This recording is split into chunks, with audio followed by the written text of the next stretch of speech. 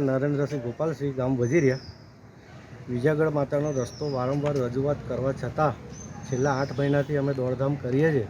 કોઈપણ અધિકારી ધ્યાને દોરતા નથી.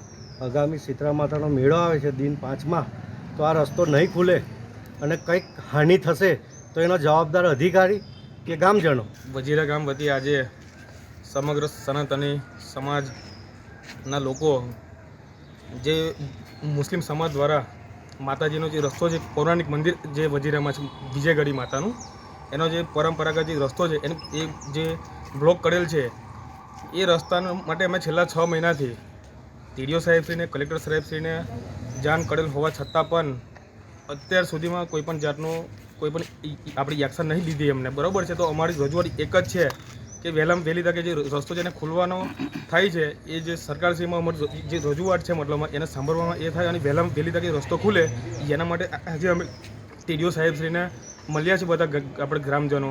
અને જો દિન 4માં રસ્તો નહીં ખુલે તો જો કદાચ ભૂખની સ્ટ્રાઇક કરવાની થાય તો પણ અમે કરવા માટે તૈયાર છે મતલબ. બરાબર છે, એટલે અમારી સરકારશ્રીને એક જ રજૂઆત છે કે કાયદેકીય રીતે નિષ્પક્ષ જો તમે તપાસ કરો. અમારા પાસે પુરાવા હોવા છતાં પણ અત્યાર સુધીમાં